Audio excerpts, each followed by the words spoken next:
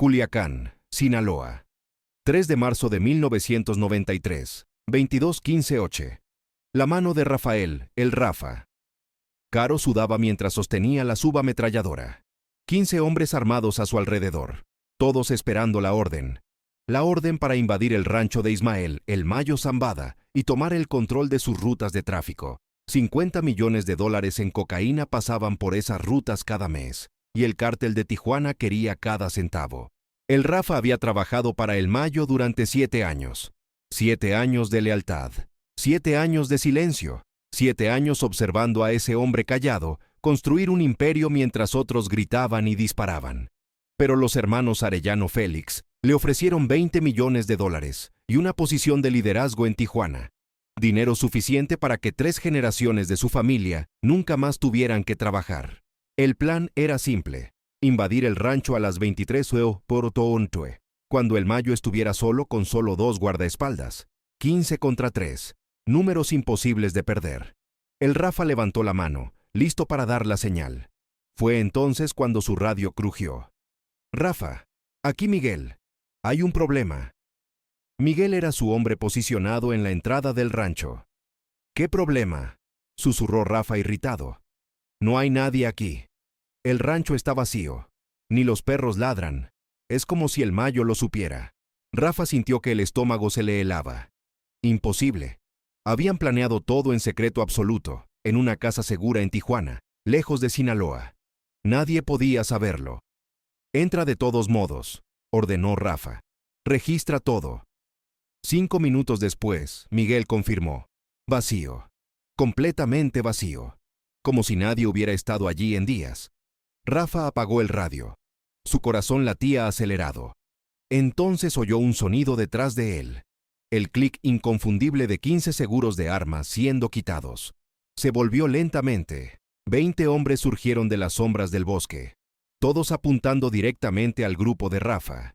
Y en el centro de ellos, con jeans desteñidos y una camisa sencilla de franela, estaba Ismael Zambada García. El Mayo. No iba armado. «Buenas noches, Rafael», dijo el Mayo con voz calma, casi gentil. «Viniste a visitar mi casa y ni siquiera me avisaste. Eso es falta de educación». Los hombres de Rafa intentaron levantar sus armas.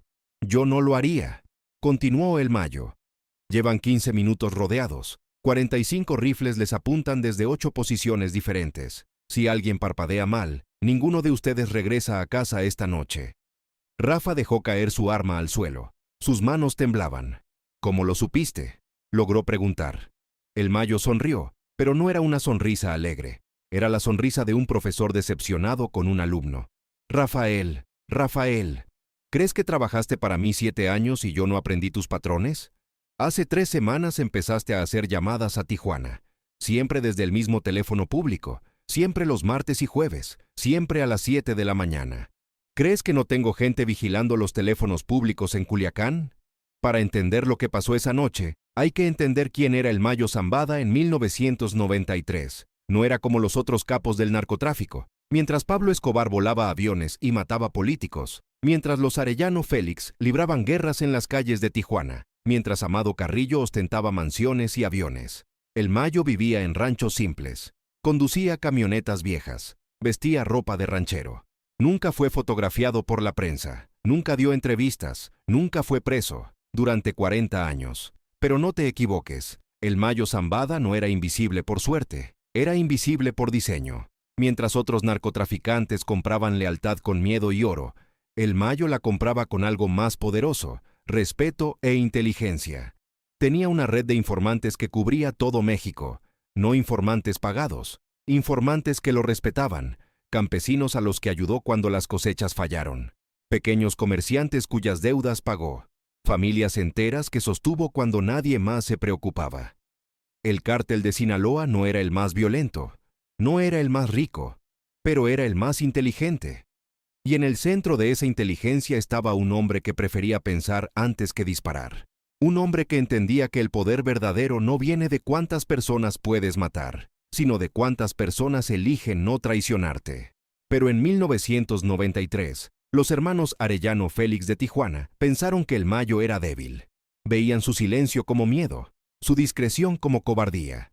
Decidieron probar al viejo. Fue el mayor error de sus vidas. El acercamiento de los Arellano empezó 6 meses antes de esa noche. No fueron directo a El Rafa, fueron más sutiles. Empezaron con Luis el Güero Torres, uno de los tenientes del Mayo en Sonora. Le ofrecieron $300,000 para cambiar de bando. Luis rechazó. 2 días después, encontraron a Luis muerto en su auto, bala en la nuca. Ejecución al estilo Tijuana. El Mayo no retalió. Eso sorprendió a todos. En vez de eso, fue al funeral de Luis, pagó todos los gastos, aseguró que la viuda de Luis recibiera una pensión mensual. Siguió su rutina como si nada hubiera pasado. Los Arellano lo interpretaron como debilidad. Escalaron.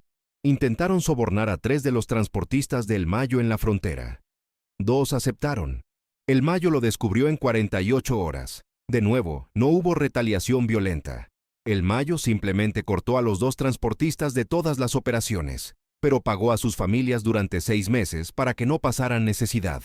Yo no mato por venganza, dijo una vez el Mayo a un asociado, solo elimino problemas de mi ecuación. Los Arellano lo vieron como confirmación. El viejo tenía miedo de la guerra. Era hora del golpe final. Fue entonces cuando abordaron a El Rafa. La reunión ocurrió en una mansión en Tijuana. Ramón Arellano Félix, el más violento de los hermanos, hizo la oferta en persona. Escucha, Rafa, eres inteligente. Estás desperdiciando tu talento con un viejo que tiene miedo de pelear. Ven a trabajar con gente de verdad. Te damos 20 millones ahora, más 1 millón al mes, control de 3 rutas. Y todo lo que tienes que hacer es abrir la puerta. Rafa debería haberse preguntado por qué le ofrecían tanto. Debería haberse preguntado por qué lo necesitaban cuando tenían tantos sicarios propios. Pero $20 millones tienen una forma de cegar la lógica. ¿Qué puerta?, preguntó Rafa. La del rancho de El Mayo, día 3 de marzo. Tú aseguras que los guardias no estén allí. Dejas la entrada abierta. Nosotros hacemos el resto. Rápido, limpio. Nadie necesita saber que estuviste involucrado. Rafa tomó 3 días para decidir. Al tercer día, miró su cuenta bancaria casi vacía y pensó en la escuela privada que quería para sus hijos. Llamó a Ramón. Estoy dentro. Lo que Rafa no sabía, lo que los Arellano no sabían, lo que nadie salvo un círculo muy pequeño sabía, es que el Mayo tenía un sistema. Un sistema construido durante décadas. No se trataba de violencia, se trataba de información. Mientras otros capos contrataban ejércitos, el Mayo contrataba oídos. Tenía gente en comisarías de policía, no para comprar protección, sino para saber quién estaba siendo investigado. Tenía gente en bancos, no para lavar dinero, sino para saber quién hacía movimientos financieros sospechosos.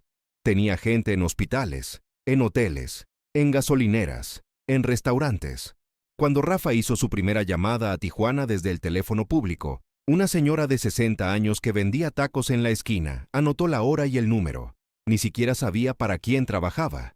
Solo sabía que un hombre amable llamado Ismael le pagaba las cuentas de luz cada mes, y todo lo que pedía a cambio era que anotara quién usaba ese teléfono en horarios extraños. Cuando Rafa hizo la segunda llamada, un taxista que estaba al otro lado de la calle lo notó. Le debía a El Mayo un favor de 5 años atrás, cuando Mayo pagó la cirugía de su hija. En 2 semanas, El Mayo lo sabía todo. Sabía de las llamadas. Sabía del patrón. Mandó a alguien a seguir discretamente a Rafa. Descubrió el viaje a Tijuana. Descubrió la reunión. No descubrió exactamente el plan, pero no lo necesitaba. Uno de sus hombres haciendo reuniones secretas con sus mayores rivales solo podía significar una cosa. El Mayo tenía 3 opciones. Matar a Rafa de inmediato. Confrontar a Rafa e intentar recuperar su lealtad. O hacer lo que nadie esperaba, dejar que la traición ocurriera. El Mayo eligió la tercera, pero con un toque maestro. En los 3 días previos al ataque planeado, El Mayo vació el rancho, movió a todos los guardias a posiciones en las montañas circundantes, colocó a 45 hombres en 8 posiciones diferentes, todos con vista clara al punto donde estarían Rafa y su grupo. Él mismo se quedó escondido a 300 metros, observando con binoculares. Esperó hasta el último momento. Cuando Rafa y sus 15 hombres llegaron, cuando quedó claro que realmente estaban allí para matarlo, El Mayo caminó tranquilamente hacia ellos, solo, desarmado. Ahora volvemos a esa noche. Rafa en el suelo, rodeado, derrotado. El Mayo mirándolo con esos ojos calmados que hicieron retroceder a dictadores y presidentes. ¿Sabes qué es gracioso, Rafael?, dijo el Mayo. Los Arellano te ofrecieron 20 millones para traicionarme. Piensas que es mucho dinero. Pero déjame contarte un secreto. Esas 3 rutas que te prometieron mueven 50 millones al mes y te iban a dar 1 millón. Ibas a trabajar más, ganar menos y vivir con miedo todos los días de ser el próximo en recibir una bala en la nuca. El Mayo dio unos pasos. ¿Sabes cuánto te iba a pagar yo el mes que viene, Rafa? 3 millones. 3 millones para coordinar la expansión a Sonora. Ibas a tener 15 hombres bajo tu mando. Ibas a ser ascendido a teniente principal. Ya tenía los papeles listos. El rostro de Rafa perdió todo color. ¿Pero por qué no me lo dijiste?, susurró. Porque la lealtad que hay que comprar no es lealtad, respondió el Mayo. Necesitaba saber si elegirías el dinero rápido o el camino correcto. Ahora lo sé. El Mayo se volvió hacia sus hombres. Devuélvanles las armas. Los hombres de Mayo parecieron confundidos. Jefe, cuestionó uno. Devuélvanlas, repitió el Mayo con calma. Las armas fueron devueltas. Rafa y sus hombres se quedaron allí, atónitos, sin entender. Van a volver a Tijuana, dijo el Mayo. Van a contarles a los Arellano exactamente lo que vieron aquí esta noche. Van a decir que Ismael Zambada supo del plan hace 3 semanas. Van a decir que los tuvo en la mira todo el tiempo y eligió no disparar. Y van a decir una última cosa. Díganles a los Arellano que si intentan algo así de nuevo, no voy a ser tan educado. El Mayo miró directamente a Rafa. En cuanto a los 20 millones que te prometieron, Rafael, ya fueron transferidos. Revisa tu cuenta cuando llegues a casa. Pero no es un regalo. Es precio. El precio de la vergüenza.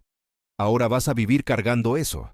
Todo el mundo va a saber que el Mayo te atrapó, te perdonó y aún te pagó. Y nadie, nunca más, va a confiar en ti de verdad. Rafa salió de ese bosque como un hombre roto. Los 20 millones en la cuenta eran reales. El Mayo había interceptado la transferencia de los Arellano y la dejó pasar. Pero como dijo, no era regalo. Era maldición. Rafa intentó trabajar para Tijuana, pero los Arellano nunca confiaron en él después del fracaso. Intentó trabajar solo, pero nadie en Sinaloa lo respetaba. 3 años después, encontraron a Rafa muerto en Guadalajara. Sobredosis, oficial. Pero todos sabían. Había muerto de vergüenza mucho antes de que el cuerpo se detuviera. La historia de esa noche se extendió por el submundo mexicano en 48 horas. E hizo algo que ninguna guerra, ninguna ejecución, ninguna demostración de fuerza jamás logró. Crear miedo a través de la inteligencia. Todos los capos de México aprendieron una lección. Podías pelear con los Arellano. Podías negociar con el cártel del Golfo. Podías intentar engañar a los Beltrán Leiva. Pero no te metías con el Mayo Zambada.